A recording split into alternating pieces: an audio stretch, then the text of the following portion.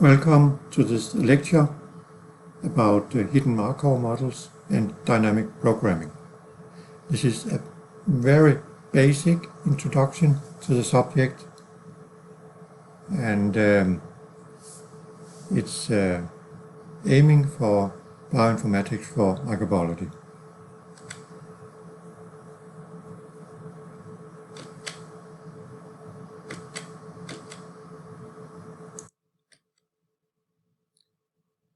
So Markov models dates back to Andrei Markov, who analyzed a classical Russian text, and he studied the way vowels and consonants alternate, and he deduced the probabilities of a vowel being followed by another vowel, by a consonant being followed by a consonant, and so on. And based on that, he developed a statistical model that we now call the Markov process or Markov chain. And inspiration to this, to further explain this subject, I gained that from the book Introduction to Machine Learning with Applications in Information Security by Mark Stam.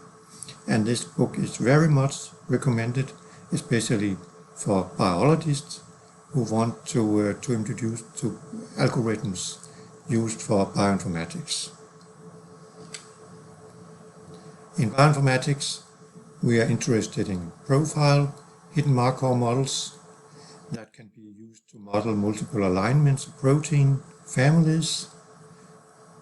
It can be used to evaluate new sequences, to evaluate if they belong to a certain family, and it can be used to guide an alignment to place a new sequence in an alignment. But before we learn about profile hidden Markov models, we need to understand something about hidden Markov models. So profile hidden Markov models will first be introduced in the next lecture. So a hidden Markov model can be visualized like this.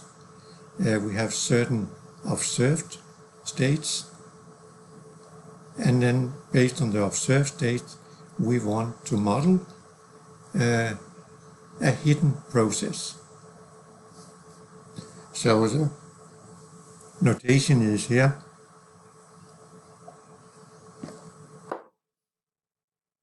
That we have an observed sequence of events with observed probabilities, and then we also have similar hidden states we want to model with their state probabilities described by a matrix. We need to assume some initial state probabilities,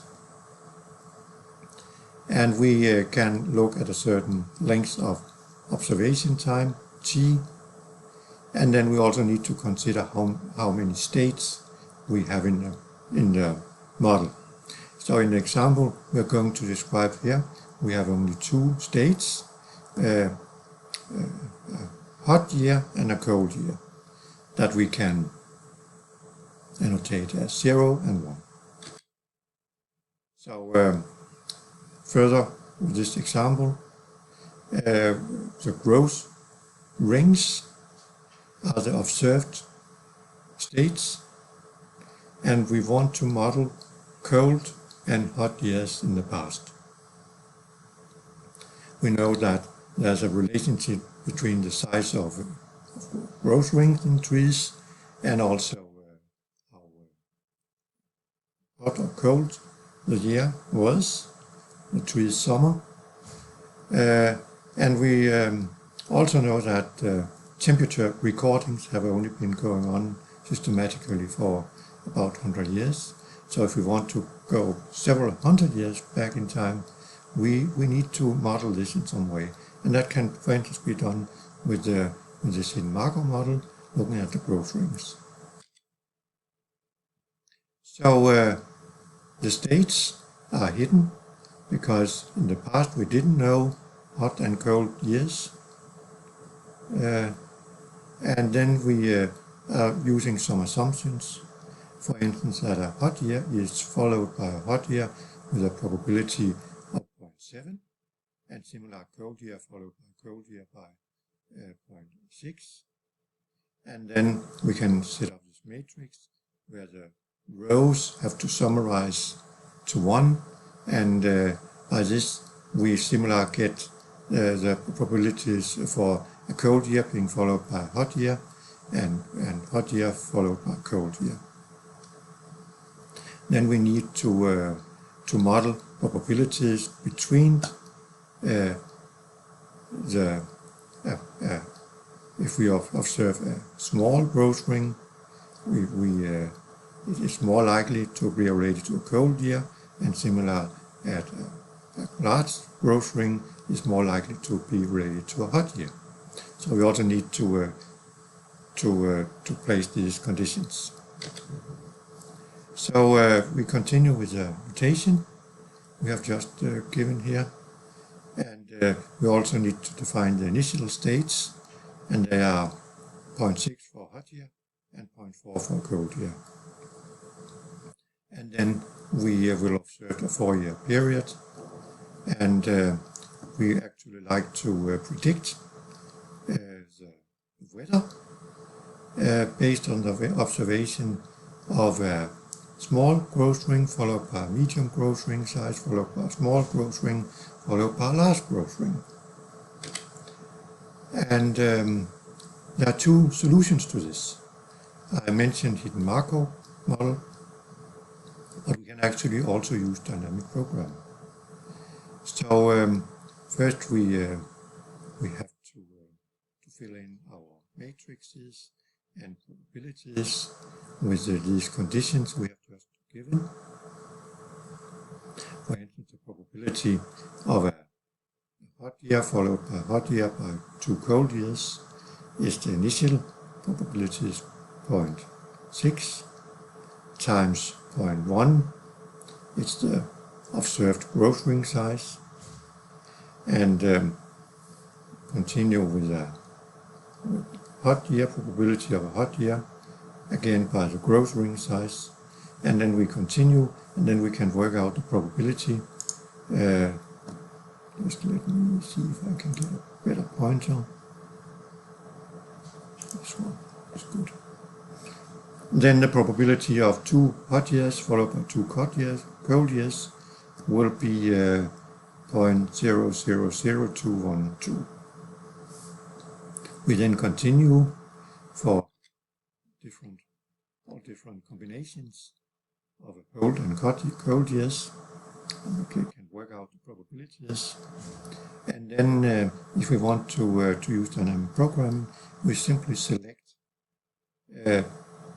this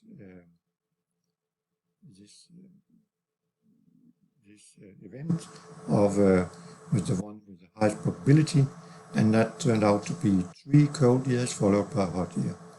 So this is the optimal state sequence found by dynamic programming, the one with the highest probability. So if we observe growth ring small, medium, small and large, try to illustrate that up here, small, medium, small and large, we get the highest probability will then be that we have 3 cold years followed by 1 hot. And then we can also do the calculation based on the hidden Markov model.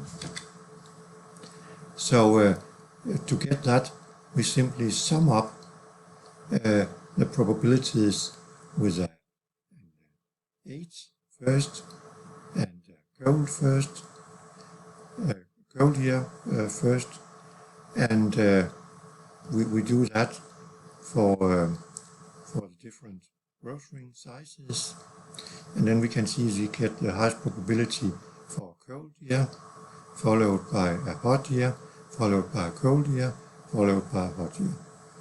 So we actually get a different solution using a hidden Markov model compared to the dynamic programming.